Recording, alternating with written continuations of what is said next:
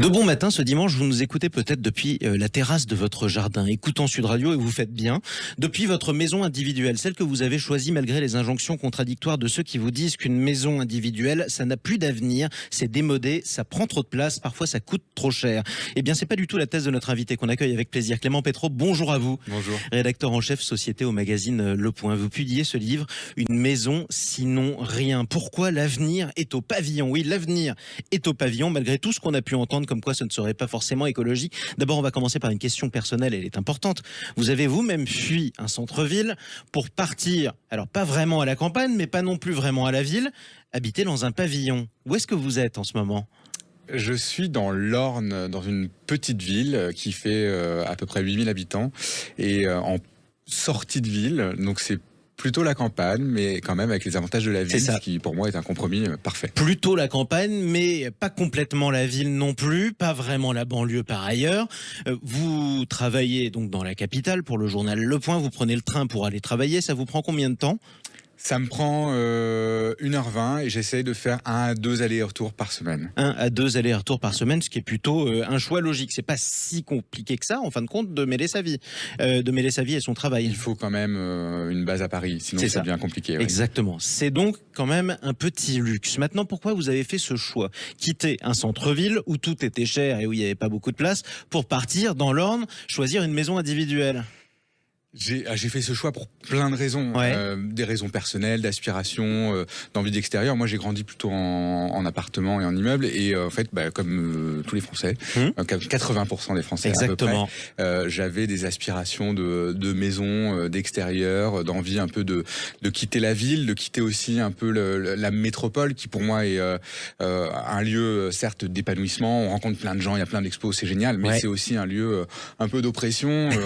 Les canicules sont quand même un peu compliqué à passer. On a eu des périodes d'attentats, on a eu des périodes de confinement, on a eu des périodes d'épidémie. Enfin, on a quand même... Les villes concentrent aussi une certaine tension, et il y a des moments où il faut quitter la ville. Et en fait, historiquement, on le voit depuis les Romains, dès que les villes sont des lieux un petit peu de tension, de friction, et dès que ça va mal, on quitte la ville. Et finalement, on l'a vu pendant le confinement, beaucoup de Français ont fui les villes, mais c'est un réflexe historique, presque ethnologique, quoi. Exactement, de l'exode rural à l'exode urbain. Alors ce que vous dites d'ailleurs, ça ne concerne pas que les Parisiens.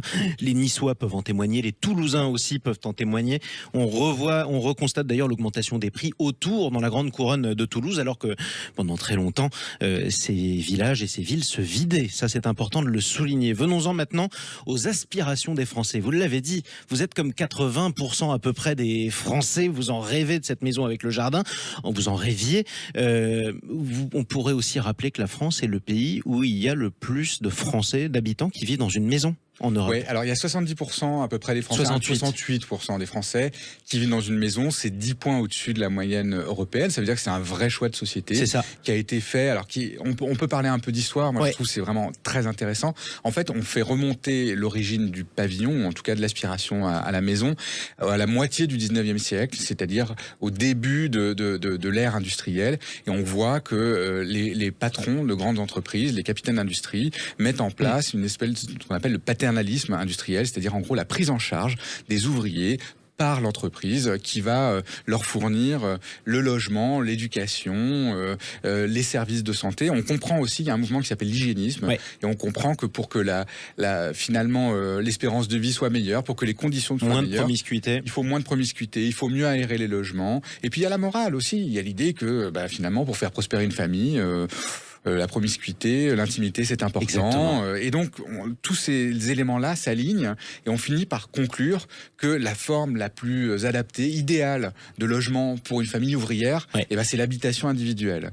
Et donc, se développe tout l'habitat individuel. On voit tout l'habitat ouvrier qu'on voit aussi se développer en Angleterre, qu'on voit se développer avec toutes les maisons identiques multipliées. Alors, le modèle anglais est un petit peu différent du modèle français, mais vraiment tout ça est pensé par des capitaines d'industrie. Il y a du protestantisme Il y a tous les mouvements catholicisme social qui se mettent en branle pour pouvoir proposer quelque chose et faire progresser la société. Ça, c'est le terrain, l'imaginaire dans lequel on a grandi. 19e siècle. Vous m'avez parlé d'une morale. Il y a une deuxième phase. Il y a une deuxième phase quand même qui est importante, qui est, on va dire, après la Deuxième Guerre mondiale, où on va finalement...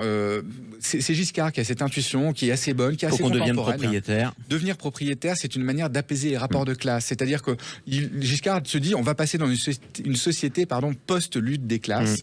Et donc, il va falloir apaiser les rapports sociaux. Et pour apaiser les rapports sociaux, il faut permettre à la classe ouvrière, qui est une ancienne classe finalement plutôt rurale, de pouvoir accéder à la propriété, en maison. Et si le prolétaire devient propriétaire, ça fait au moins une cause de conflit de moins avec le capitaliste. Ça l'embourgeoise un peu, ça l'attache un peu à la terre et ça lui rend un peu, on va dire, ça apaise les rapports sociaux. Il a quelque chose à perdre. En tout cas, c'est très bien tout ce que vous venez de me dire, parce que vous venez de me parler de morale. En gros, comment faire prospérer en toute intimité sa famille. Vous venez aussi de me parler de Valéry Giscard d'Estaing, qui est un homme de droite, effectivement. Comment apaiser la lutte des classes.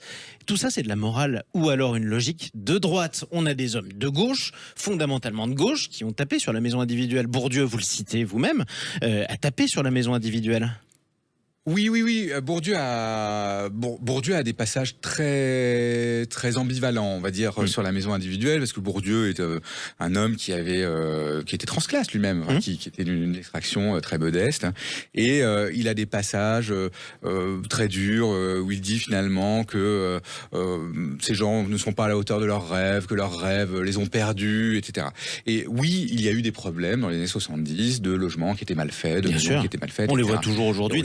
Aujourd'hui, ça a toujours existé, ça existera toujours. Dans les années 20, ça existait. Mais est-ce que ça veut dire que être de gauche, c'est refuser la maison individuelle, quand être de droite, c'est la préférer? La gauche est fâchée avec la maison individuelle, c'est très clair. Pour quelle raison? C'est historique, ça remonte à l'après-guerre, après la Deuxième Guerre mondiale. On se retrouve avec un pays qui a été en crise du logement, qui a été détruit aussi en partie par la guerre. Et il y a d'un côté, il y a le ministère de la Reconstruction et de l'Urbanisme qui va être mis en place. Et d'un côté, il y a des communistes qui vont plutôt avoir envie de dessiner un homme nouveau, c'est-à-dire tourner la page de la France, de l'État français, de Pétain. Donc fini le régionalisme, fini la maison individuelle, fini les valeurs morales. Et donc on va construire un homme nouveau grâce à des immeubles. Et puis c'est le collectif, c'est-à-dire qu'on a besoin de collectif au lendemain de la guerre. Il y a quand même ce sentiment. Pour la gauche, la maison individuelle, c'est refuser aussi la vie en communauté en quelque sorte, ou la vie en société. Non, il y a l'idée que pour construire un homme nouveau et pour faire la révolution, on a besoin quand même d'être ensemble. Et que donc il faut pas s'enfermer dans son jardin. Il faut pas s'enfermer dans son jardin. Et puis ça a toujours été un modèle qui a été défendu par le patronat, par le catholicisme, et que donc pour rompre avec ce modèle-là, eh bien il faut des immeubles. Et pour construire des nouvelles sociétés, il faut des immeubles. Sauf que les immeubles vont être construits, effectivement. Mais ça va pas très bien marcher, ça fait les grands ensembles. Et c'était une autre époque, celle à laquelle on ne parlait pas du tout des problèmes écologiques ou environnementaux. Aujourd'hui, un argument qui pèse contre la maison individuelle, c'est l'étalement urbain que la multiplication de ces maisons entraîne, notamment la disparition de terres agricoles vitales pour le pays, qui sont petit à petit bétonnées. C'est une des raisons pour lesquelles l'ancienne ministre du Logement, Emmanuelle Wargon, avait fustigé la maison individuelle. Est-ce que là, elle est de gauche ou elle est de droite ? Et plutôt de gauche là-dessus, mais c'est une réalité. Oui, on construit des maisons individuelles sur des terrains qui, en général, grignotent des terres agricoles. Donc, par définition. C'est une réalité statistique qui est incontestable. Après, la question qu'on doit se poser, c'est comment est-ce qu'on endigue ce phénomène-là? Et puis, est-ce qu'il faut... on a voté une loi très bien qui s'appelle le zéro artificialisation nette, qui est encore en débat parce qu'on a du mal à en définir les contours. Et on voit bien que cette loi, finalement, elle va quand même essayer de restreindre le plus possible la construction de maisons individuelles. C'est ça. Et par là même, c'est aussi la remise en cause d'un mode de vie, parce qu'avec la maison individuelle est née aussi la zone industrielle, la voiture, c'est-à-dire que tout ça est lié. C'est le crédit, la maison individuelle, la voiture, la consommation, et c'est la société de consommation. Et donc oui, on voit bien aujourd'hui que le modèle de consommation, cette société finalement un peu matérialiste, elle est un peu chancelante.